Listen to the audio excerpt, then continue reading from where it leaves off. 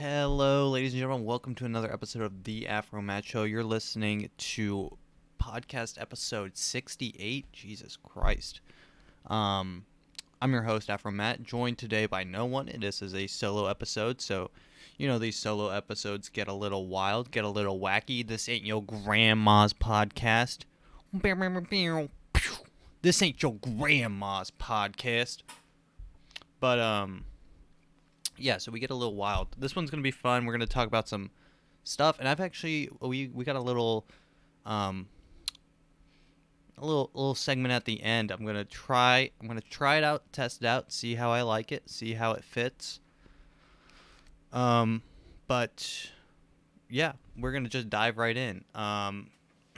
So if you're new here, also if you're listening on YouTube, feel free to find us on wherever you listen to your podcasts. That can be Spotify, Audible, Stitcher, wherever. Like literally, probably wherever. I listen to it on Google Podcasts, Microsoft. I don't know what it's called, but yeah, you can ask Alexa, I think, to even play the AfroMattt Show. And if you're listening on any of those, drop a sub on the YouTube. Yeah, the YouTube is AfroMattt, and to find it on Spotify, it's The AfroMattt Show. That being said, let's get right into the news. We usually start the podcast with a bit of a news segment, so we're going to get right on in. Elon Musk bought Twitter. Now, this is old news at this point, but last time we talked about it on the podcast, it was still in debates. It was still up in the air of whether he was going to buy it and whether he, I honestly thought it was a joke when I heard it. When I read Elon Musk is trying to buy Twitter, I'm like, first off, why? Second off, kind of big dick energy. And three, it's gonna be kind of funny whatever happens, because probably Donald Trump is gonna come back. Maybe, probably, it's gonna be funny either way. Either way, it's funny because one, Donald Trump comes back and he starts tweeting some wild shit. That's always funny. That's fun. That's a fun time. Who doesn't love that? I'm going to pull up some of the Donald Trump's old tweets. Donald Trump tweets. Dude, he had some wild off the freaking tweet archive. Let's see. To all those who ask, I will not be going to the inauguration on January 20th. He's just swinging from the rafters. I'm asking everyone at the U.S. Capitol to remain peaceful. No violence! Exclamation point. Remember, we are the party of law and order. Respect the law and our great men and women in blue. Thank you. Well, Sleepy Eyes Chuck Todd is so happy with fake voter tabulation process that he can't even get the words out straight. Sad to watch. Antifa is a terrorist organization. Stay out of Washington. Law enforcement is watching you very closely. At Department of Defense, at Justice. Dude, we need him. We need him back on Twitter. These are actually wild. He's adding Department of Defense to watch Antifa on Twitter. He could send them an email or CC them in an email, but he's adding them on Twitter. That's fun. Reports are coming out the 12th. No.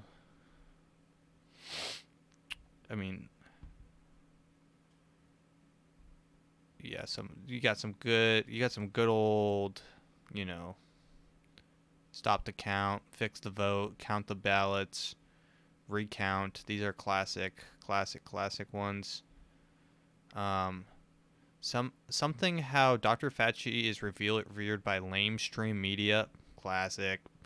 As such a great professional, having done, they say, such an incredible job, yet he works for me in the Trump administration, and I am in no way giving any credit for my work. Gee, could this have been more fake news? We just need him back tweeting his... We just need Donald Trump back on his bullshit. His queen shit. I would love to extend my best wishes to all and even the haters and losers on this special date. Wow, September 11th. I hope that is I hope that's a real tweet. It says he deleted it. I would love to extend my best wishes to all, even the haters and losers on the special date, September 11th. That's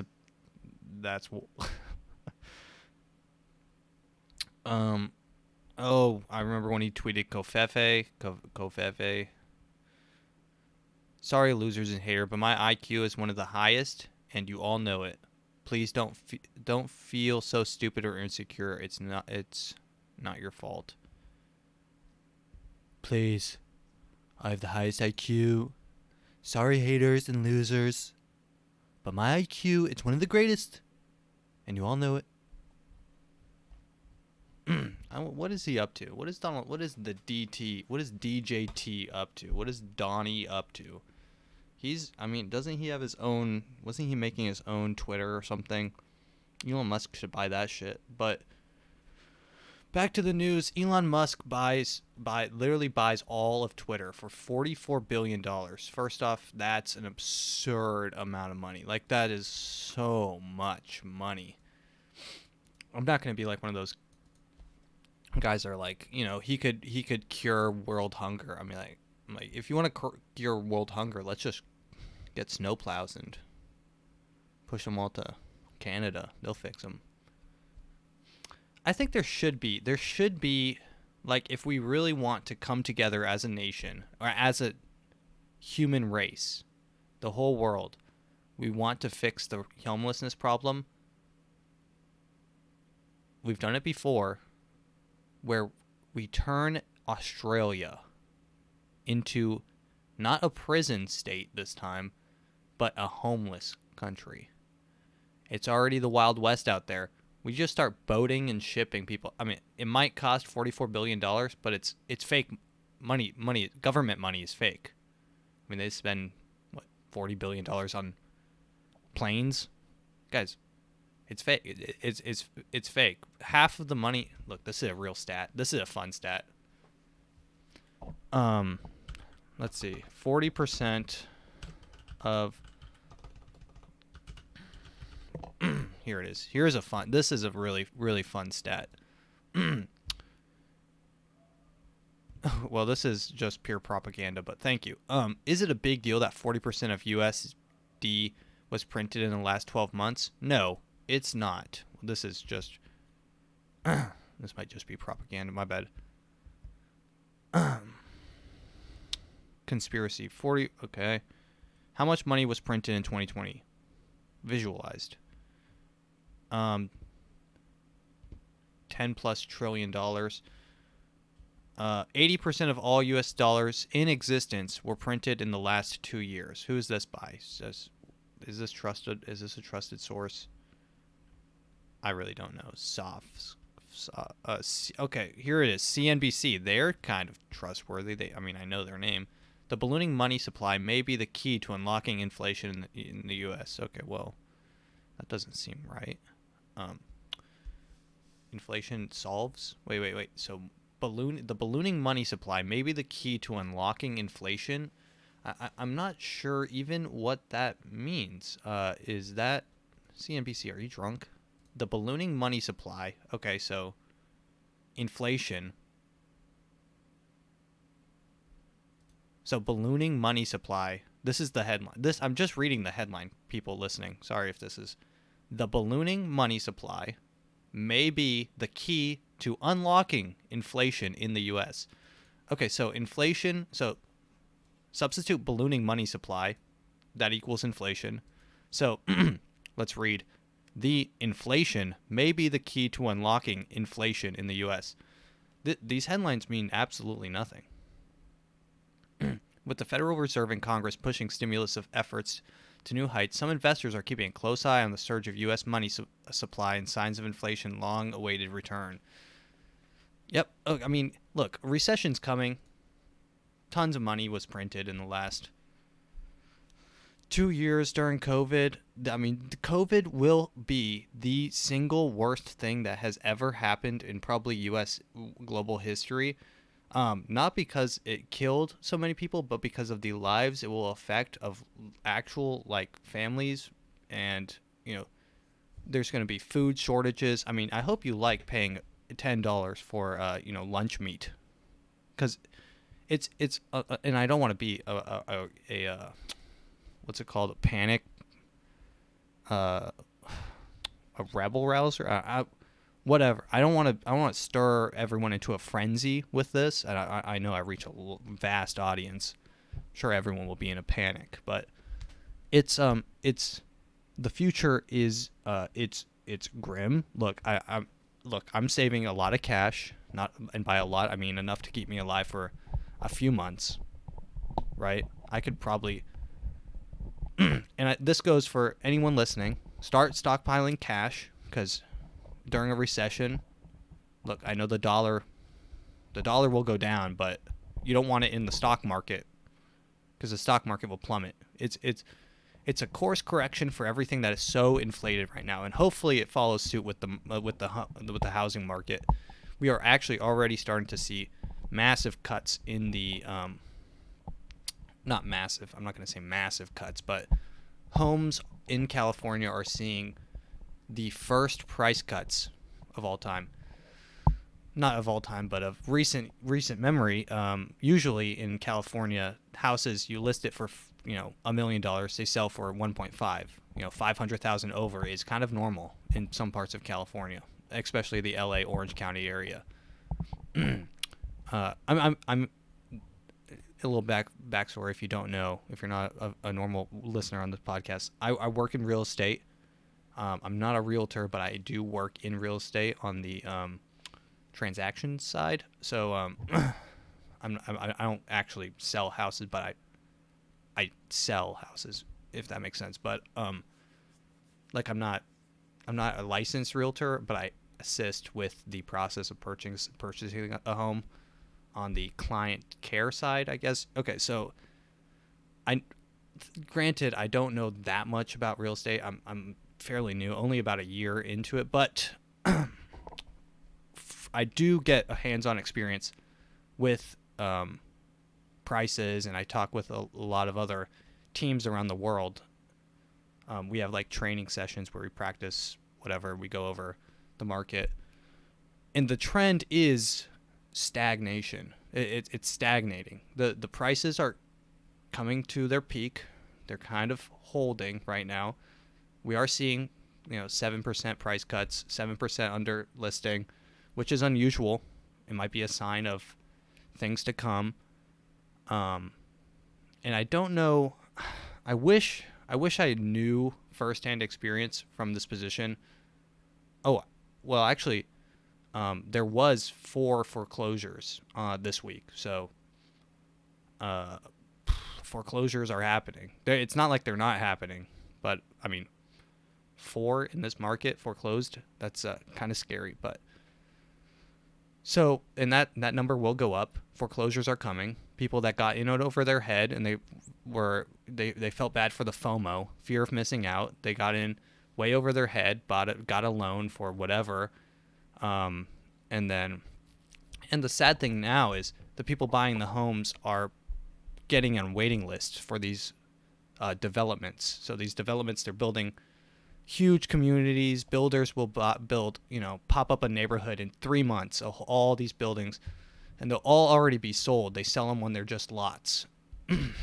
Now, you have to get a loan on the property, right? And you don't get the price until they get the lumber package, and then they give you an estimate on what the home's going to cost. So these people are getting pre-approved for, say, $300,000. Now that interest rates have spiked nearly 7%, when they get that lumber package, then they'll probably say, "Hey, the price is now $350, and your loan is $300, and also, you are literally priced out. You cannot afford this home anymore. I know you waited on this wait list for 8 months to buy this new home, but you can't. So we will give this to the next person in line, who just so happens to be named Black, or Rock, Black. He's buying your home. So, enjoy." But yeah, so I think I don't want to, like I said, I don't want to stir a panic, but a recession is coming.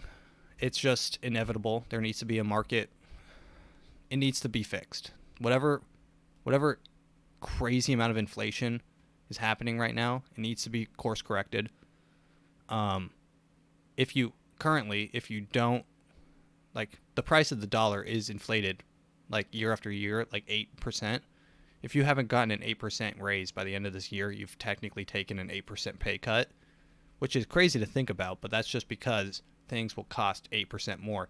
I've actually already started noticing this. I went to McDonald's. I got a small caramel latte frappuccino. I was thinking, like, it's like probably a $1.50. It's a caramel frappuccino from McDonald's. It's like half ice and half sugar. I know what I'm eating. Don't judge me. And then I got a regular breakfast sausage egg McMuffin.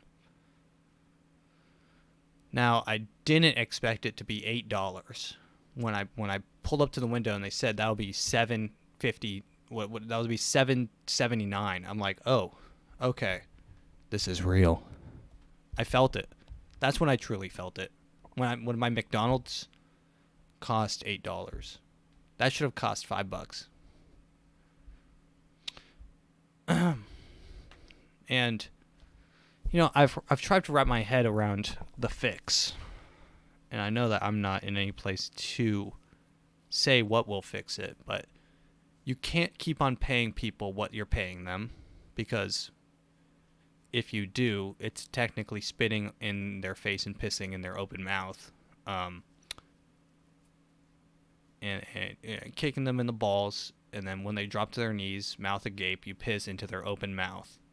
That is essentially like, if I was a McDonald's employee and I was making, what do they make, $7.50 minimum wage. Chris Rock always said, if your boss pays you minimum wage, it's the boss saying directly to your face, hey, if I could have paid you less, I would have. And yeah, I mean, even year after year with inflation going up, however much, I mean, it's just a slap in the face. It's a tough world out there, and it's only going to get tougher. But good thing about that is, and there's a quote, I don't remember who, I'm just going to attribute this to Joe Rogan, because that's where I heard it from, Bro Jogan. It goes like this. It's like, tough times make strong men make easy times make weak men make hard times. So it's like a circle, I guess. It's cyclical. Weak men make hard times make strong. And I say men, I think he's talking about the human race. He could not be, but I'm using it in the human race sense, right? Like mankind. I'm not going to say womankind. I'm going to say mankind. I'm going to say humankind, right? But it's a powerful quote. I like it because I always think of and this might be dumb, but I always think of like a zombie movie, like The Walking Dead. I mean, and this is the ramblings of a madman, but easy times, and then what? Easy times is like what we do every day, just go to work 9 to 5. Hard times is surviving every day against these hordes of zombies, but that the people become stronger. They band together. They form tight bonds. They survive. Their instincts are pushed to the maximum. It literally breeds strong, and then the kids grow up in a world where they only know people trying to hurt them. They grow up calloused and tough people. Like Russians are pretty tough. I mean, they grow up in like 2-degree weather. They're out there in like wherever, next to the Antarctica. It's like -5 degrees that they're drinking vodka out of a handle, and they're just passing it to their 5-year-old kid, and they're like, "We must survive this winter. If we survive, we if we survive this winter, we may get a chance to milk our cows again."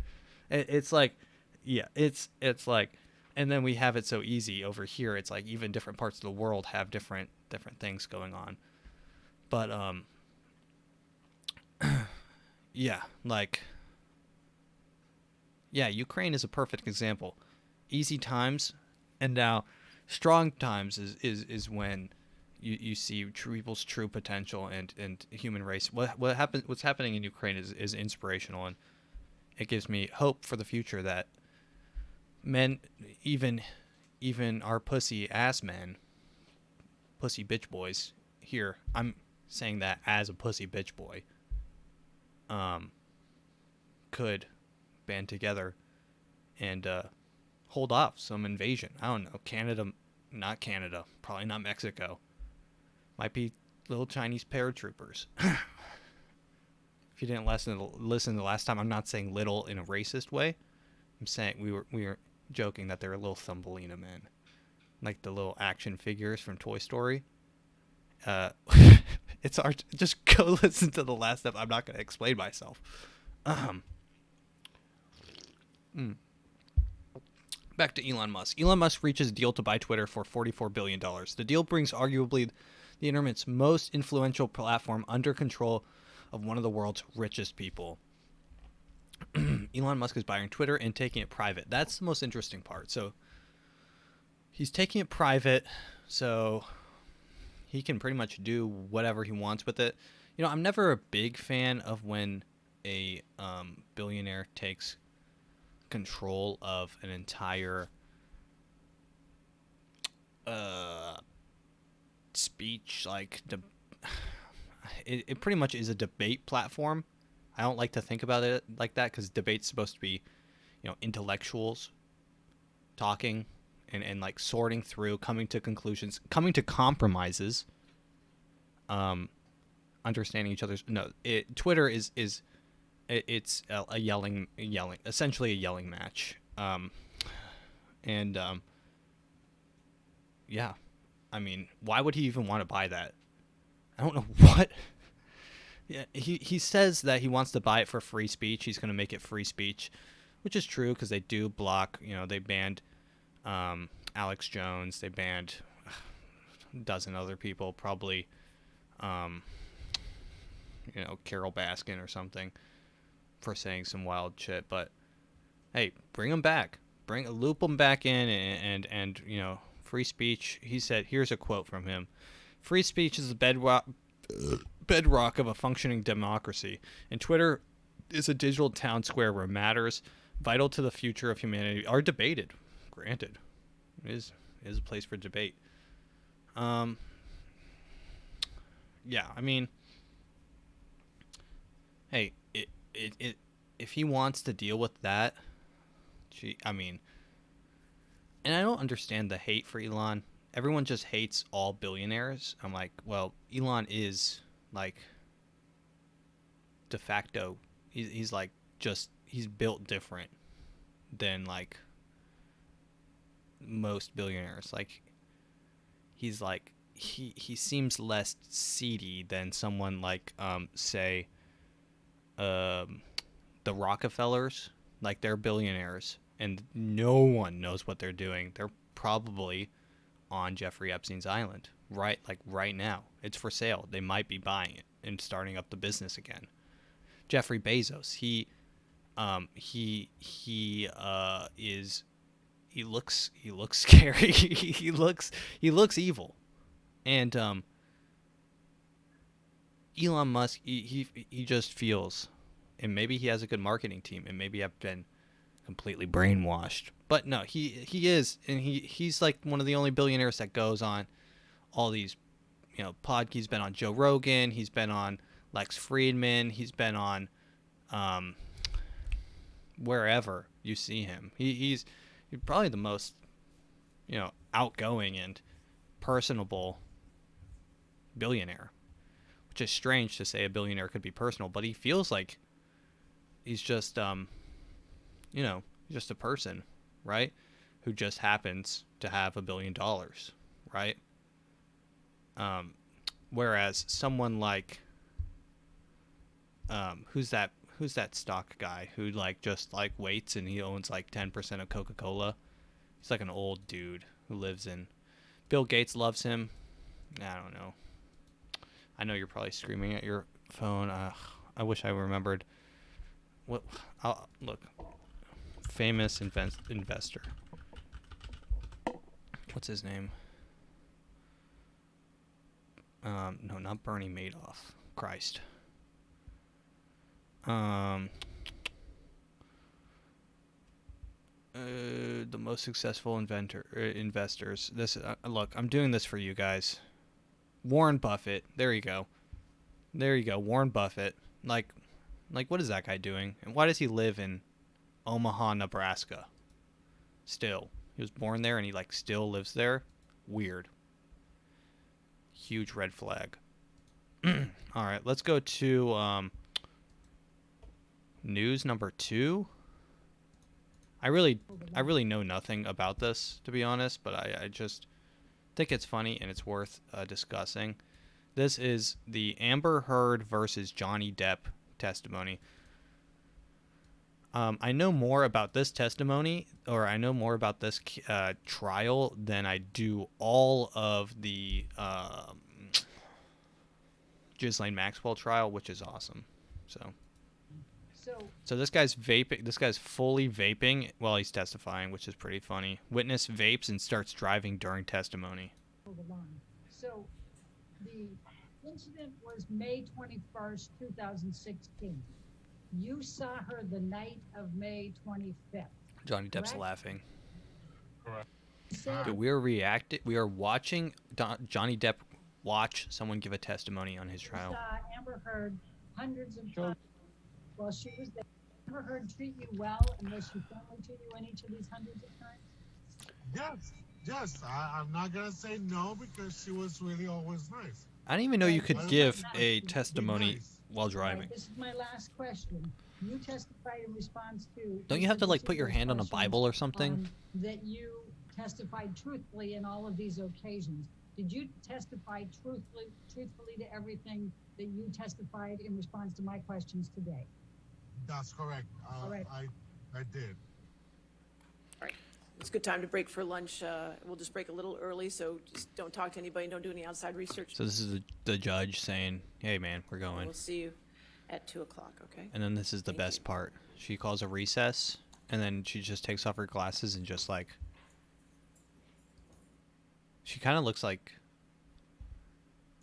What is that? Curb Your Enthusiasm? She literally looks like Curb Your Enthusiasm theme. Like, the end of that looks literally like it could just be like this. Alright, guys. We're gonna just break for recess. A little early, so just don't talk to anybody. Don't do any outside research, and we'll see you at 2 o'clock, okay? Thank you.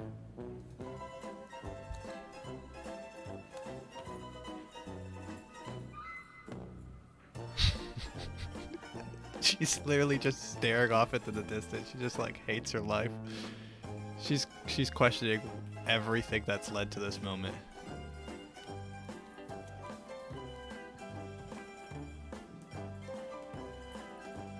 She's like, "Are we ready to?" She's like, "Are we good to just call this?" Like, so apparently the case is over. Whether, like, dude, this case has been such a nightmare. There's been like, so this is him testifying about. I'll just let it play. Don't think now's a good time to go. So this is about domestic abuse. So apparently Amber Heard, Johnny Depp's girlfriend. I know nothing about this. I don't even know why I'm bringing it up to you, just because it's topical. But I really don't care that much. I just found the funny clips because I like funny things. So this is Johnny Depp is suing for domestic abuse. So he has been domestically abused, from what it sounds like. she cracked like a wine bottle and like went at him with it and like sliced his finger off. Like it's wild. Yeah. Oh. I thought it's the perfect time. She's not going to be home for 2 days. And then he showed me a photograph on his telephone of Objection, Your Honor. False hearsay. It's a photograph, Your Honor. As being relayed to him by Mr. Bett. He says he looked at it on his phone. I'll overrule the objection as the photograph. What was the photograph of, Mr. Depp?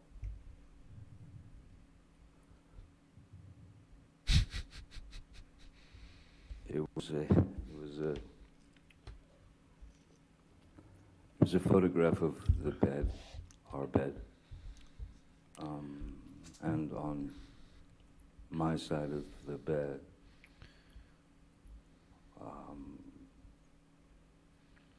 was human fecal matter.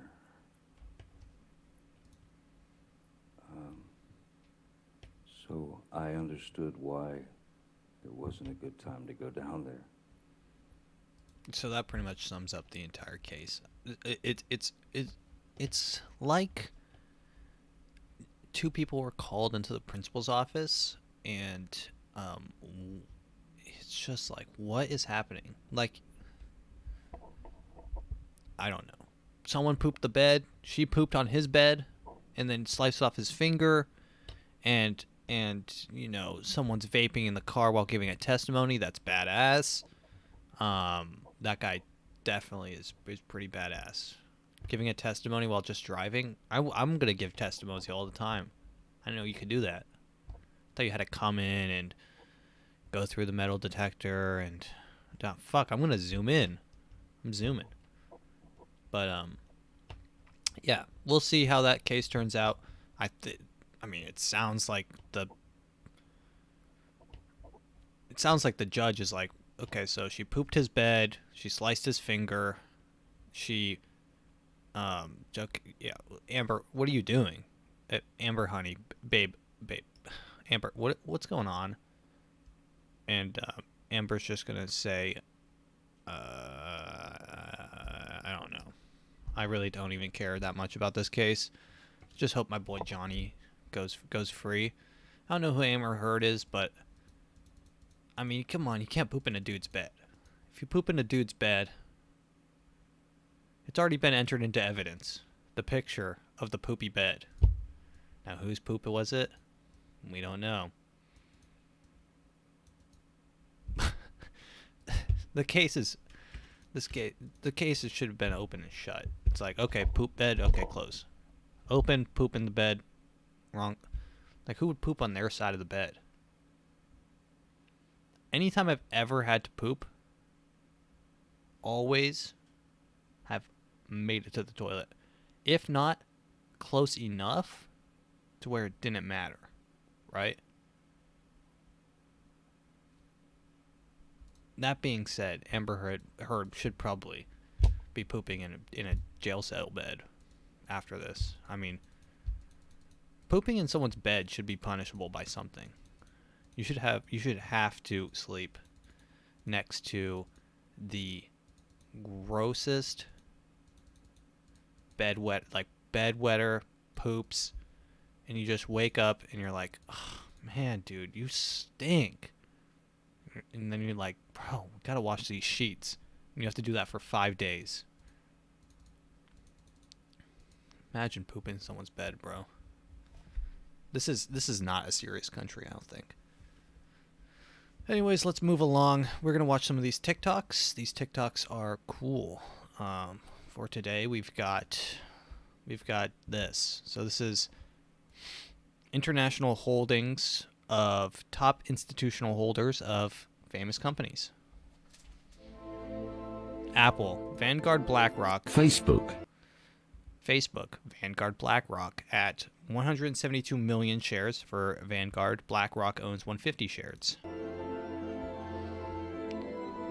Pfizer, Vanguard owns 400,000 shares. BlackRock owns 4,000 shares as well. 400,000, my bad. Lockheed Martin, Lockheed Martin, they make weapons of mass destructions, carpet bombs, stuff like that, which love to drop on Iran.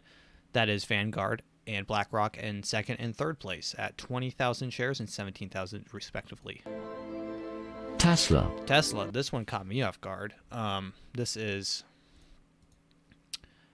Vanguard at 62.5 million, BlackRock at 52.8 million shares.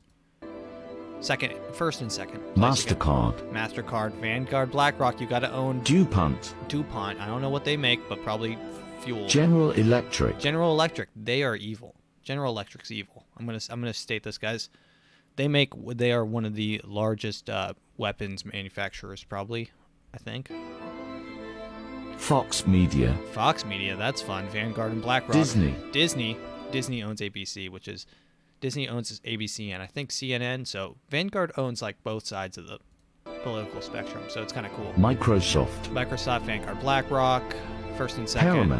Paramount Studios, Vanguard, BlackRock. IBM, Vanguard, BlackRock. Apple. So, just fun stuff. The fact that everything's owned by essentially two companies, major shares, kind of cool, kind of based. Let me play this video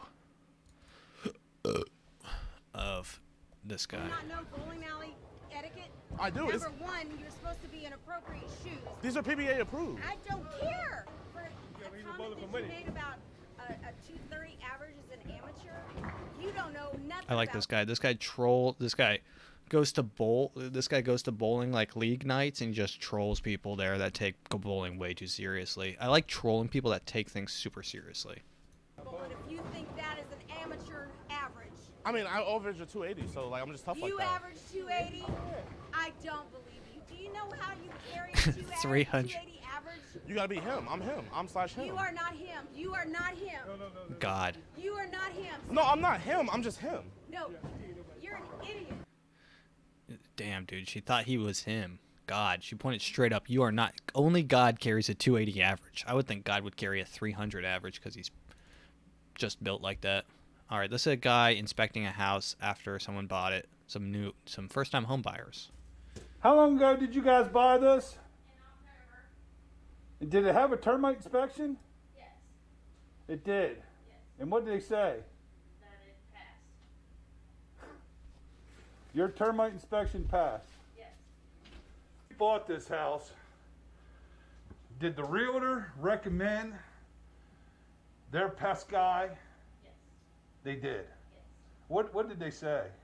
That they had a guy that comes out and does all their Inspections. He just bought this house, folks.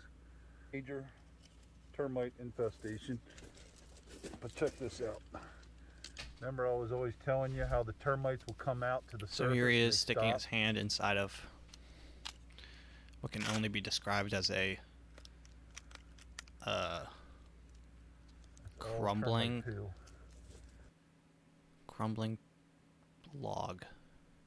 So word to the wise, and I talked about this on like maybe 3 podcasts ago, but there's companies that are starting to monopolize the entire process of buying a home, from the land to title company, which title companies, they make sure that, the home actually belongs to who's selling it.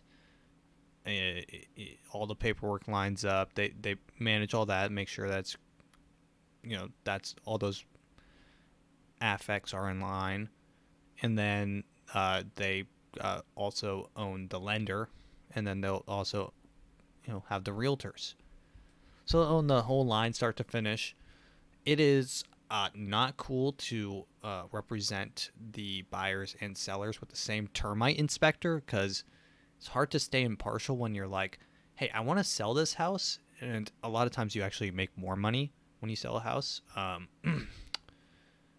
There's some places, it varies, but some places will actually charge more commission for the selling side because they take into effect things like advertising fees, and it's all pretty much bullshit because you don't really have to advertise a home on the current market. They sell even if you sneeze, you sell a home.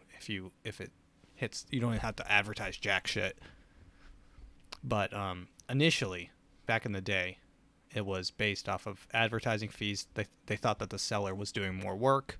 Sometimes sellers will get paid more. So the seller will sometimes be like, "Hey, I got a termite guy. We'll take care of you, whatever." It's completely fraudulent, and that guy will probably be suing the family because they had the paperwork to prove that the termite had passed. So they're going to investigate the termite inspector, see if there was any sus activity. But some more house stuff. I love real estate market because I feel like we're at the precipice of a total collapse, and I feel like I got in at just the wrong time. But I'm here. So here we go. This is Fort Worth, Texas. Builders lottery to be able to go under contract. Close to 100 buyers. So this is a crowd of 100 people.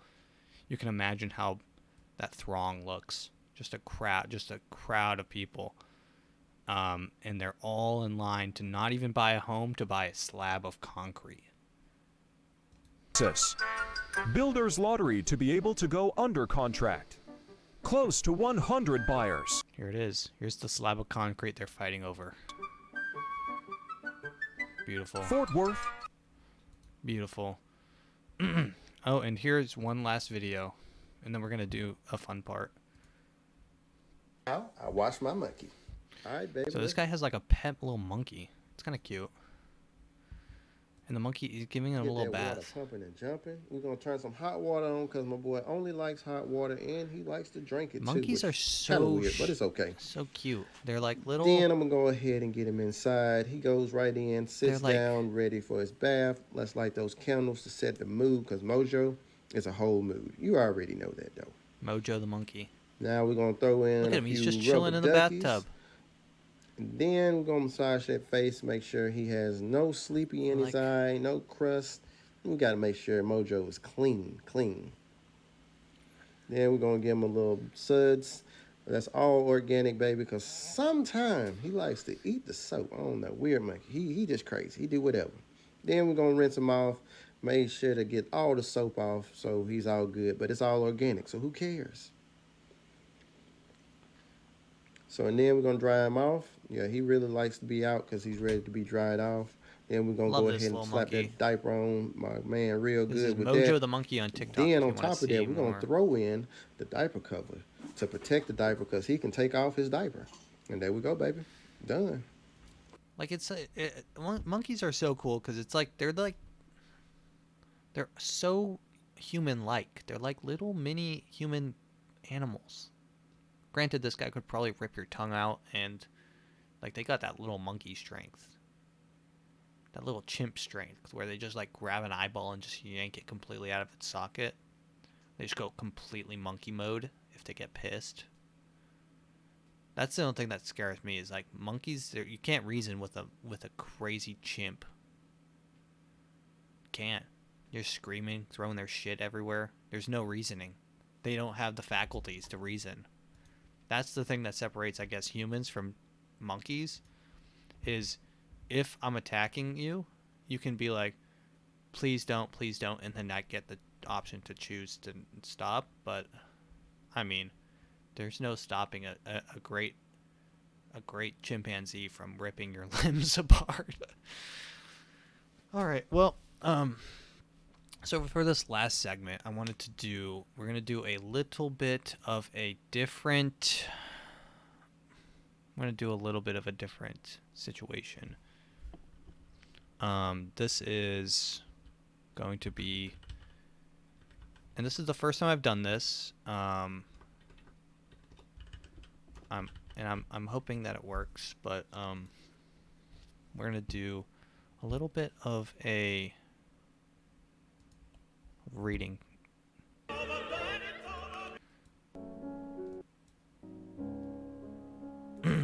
Alright, guys.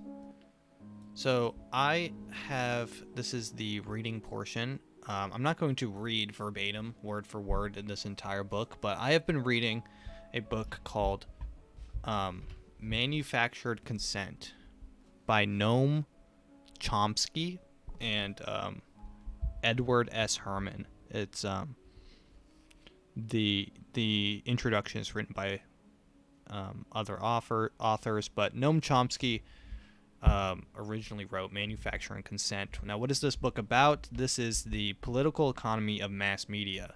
Essentially, propaganda, how it works, how it has worked in the past, and how it is currently working. So, I just wanted to read a few okay, should I stop the music? I kind of thought the classical music would be like a cool vibe. Maybe if I just turn it down a little bit, so it's just a thing in the background, and then you just hear my voice over top of it talking about propaganda in modern day, in the past as well. So some things to note in this book.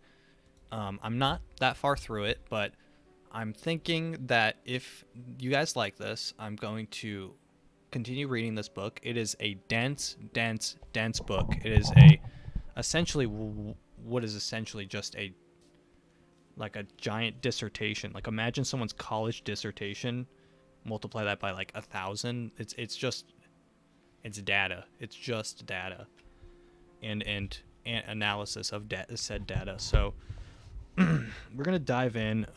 So I just finished part 1, which is about the propaganda model. So propaganda, and he says it has 4 filters. So we're going to talk about the filters. And I highlighted some excerpts that I'm going to read about propaganda and their filters. And with this, I'm not going to say when it's being used. I'm just going to read it, and you guys think about when it's being used.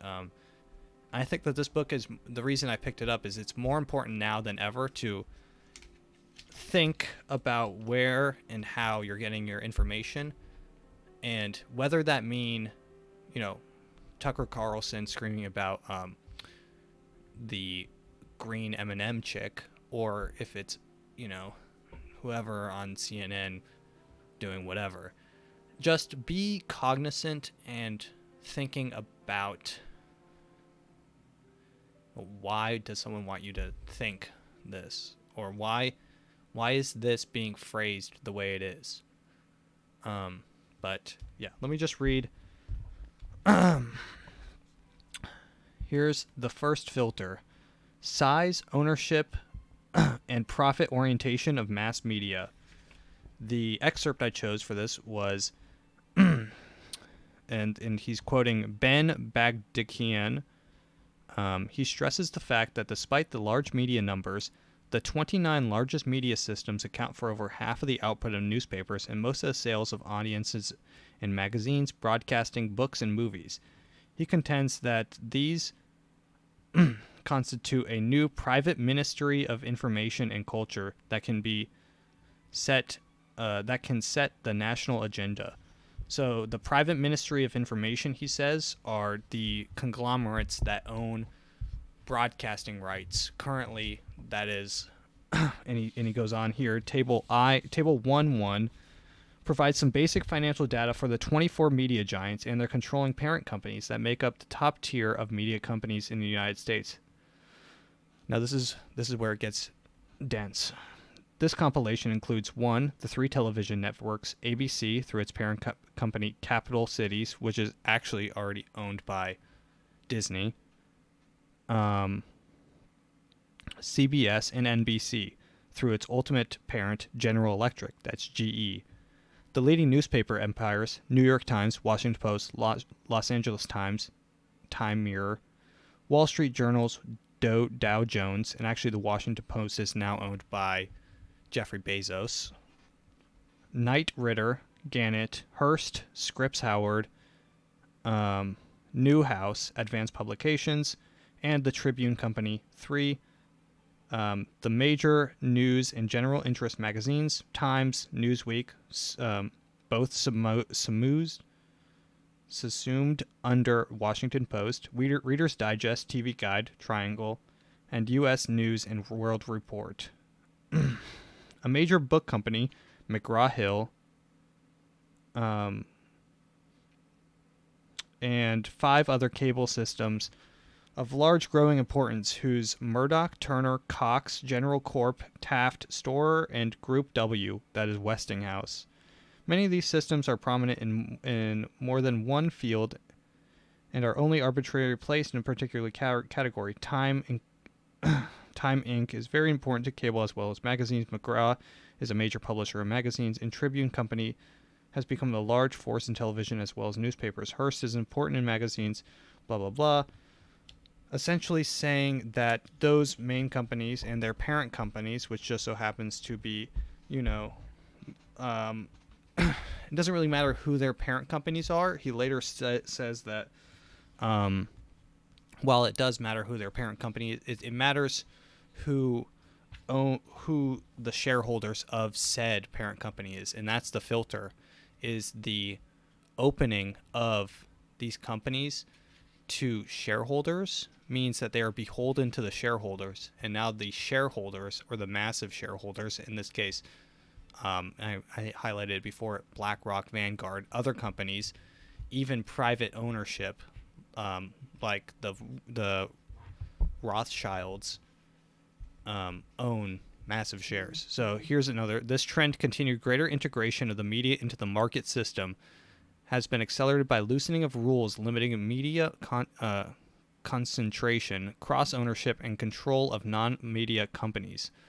There has also been an abandonment of restrictions, previously quite feeble anyways, on radio, TV commercials, entertainment, mayhem programming, and fairness doctrine threats, opening the door for unrestrained commercial use of the airways. Now, the loosening comes from who? The government, of course. The greater the profitability of the media and the deregulation environment has also led to an increase in takeovers and takeover threats, with giants like CBS, Time Inc., and directly attacked and threatened. In order to placate owners and reduce the attractiveness of their properties to outsiders, they have lost some of their limited autonomy to bankers, institutional investors, and large individual investors whom they have had solicit potential white knights, essentially saying that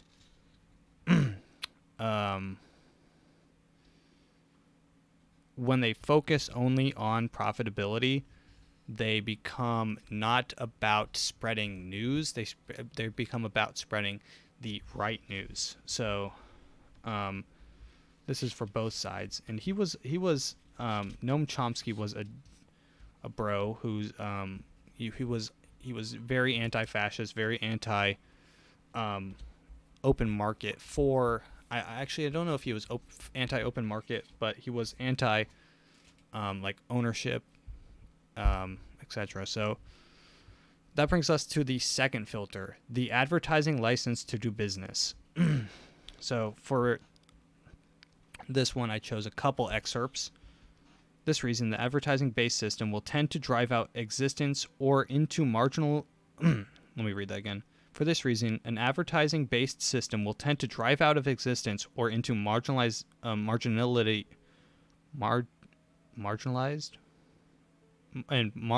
the media companies and types that depend on revenue from sales alone. With advertising, the free market does not yield a neutral system in which the final buyer decides the advertiser's choice to influence media prosperity and survival. The ad-based media receives an advertising subsidy that gives them price marketing quality edge, which allows them to encroach on and further weaken their ad-free rivals. This is saying advertisers choose what becomes popular. And he later says in one of the other he later says that in this one that advertisers seek low risk media platforms because the more risk that it is, the more flack that they get, and the easier it is to call them out, right? So if you can choose one or two platforms that you sponsor enough, and it becomes sort of ingrained in our zeitgeist as a reliable resource, then you really don't need to advertise on any other thing. You know that the eyes are going there, and you know that the news is considered reliable. Let's read let's read this excerpt. And he introduces this thing called a friendly media institution. Essentially, that is a way of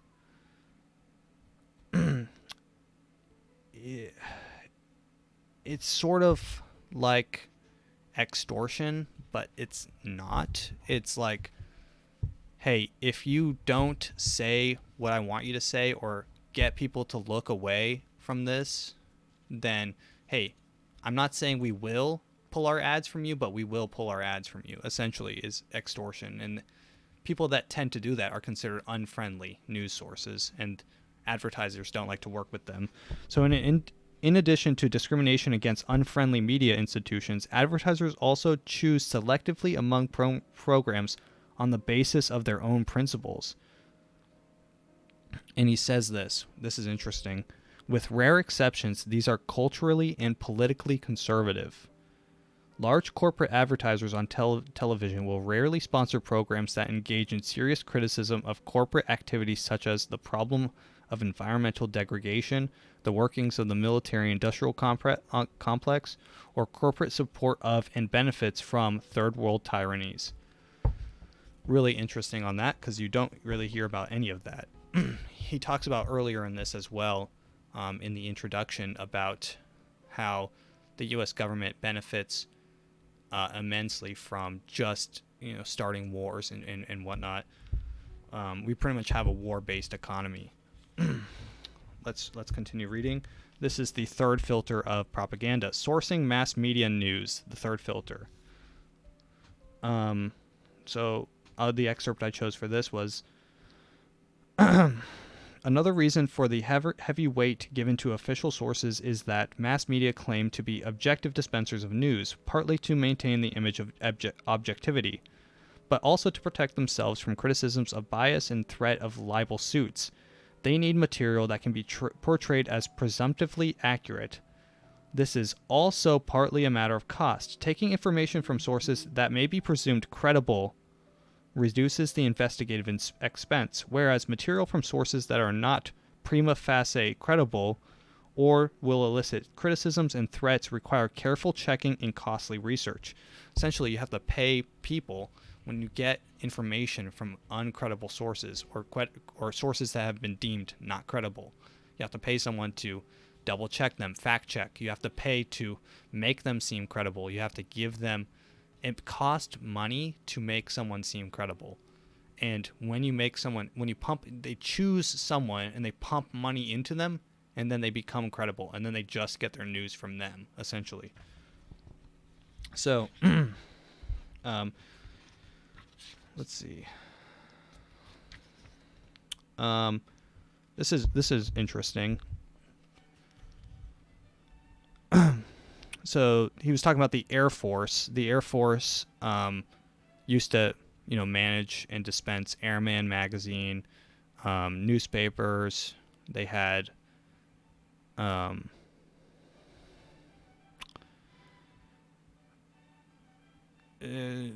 they don't release it anymore, but the Air Force revealed that its public information outreach included the following: 140 newspapers, 690,000 copies per week. Airman magazine, monthly circulation, 125,000. 34 radio stations, 17 TV stations, primarily overseas, 54 headquarters, 615 hometown news releases, 6,600 interviews on 3,200 news conferences, 500 news media orientation flights, 50 meetings with editorial boards, and 11,000 speeches.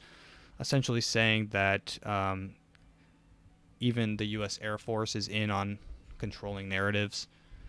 Note that this is just the Air Force. There are 3 other branches with massive programs, and they are separate.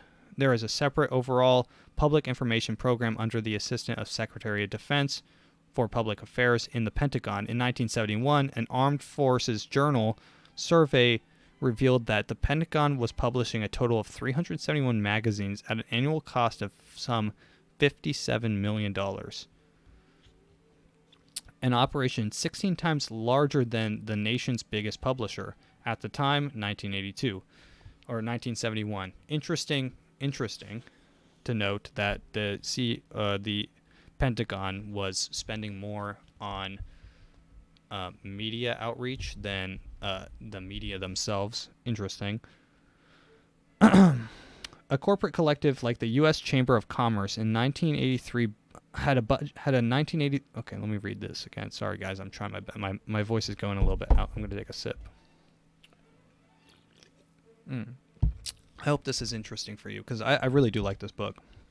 A corporate collective like the U.S. Chamber of Commerce had a 1983 budget for research, communications, and political activities of $65 million. By 1980, the Chamber was publishing a business magazine, Nation's Business, with a circulation of 1.3 million in a weekly newspaper with about 740,000 subscribers, and was producing a weekly panel show distributed on 400 radio stations, as well as its own weekly panel discussion programs carried by 128 commercial television stations. So that's the U.S. Chamber of Commerce essentially saying, hey, look, the media is not the only one in on this. You got to have, this is sourcing mass media news. So you got to have the government it picks and chooses as well, and it also releases information that it deems noteworthy. The last one on this strategy can be traced to as far back as the Committee of Public Information established to coordinate propaganda during World War II, which discovered, okay, this was interesting. The Committee of Public Information established a coordinated propaganda. Sorry, guys. This strategy can be traced back at least as far as the Committee on Public Information, established to coordinate propaganda during World War I, which quote, discovered in 1917 and 18 that one of the best means of controlling news was flooding news with facts, or what amounted to official information. Official information comes from an official source, and you pretty much choose the official source. Now, this is the fourth filter, FLAC. The enforcers, FLAC and the enforcers. Essentially, FLAC refers to the negative response to a media statement or program. For instance, if I say something bad, it will catch a lot of flack. And this goes into detail about how they choose who, and they invest money in people that give. So the government also gives flack to the media. This is a way for the government to say, no, that's not cool, media. So they'll sponsor their own people that will take down ideas that the media have and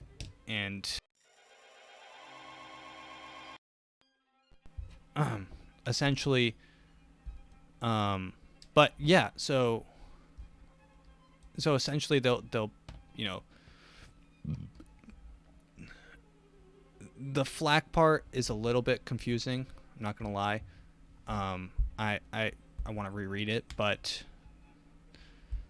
essentially flack is and it's hard to explain, but the government pays for and invests in people to get mad at certain things that the media does as a form of media control and propaganda, essentially saying what is good and what is bad.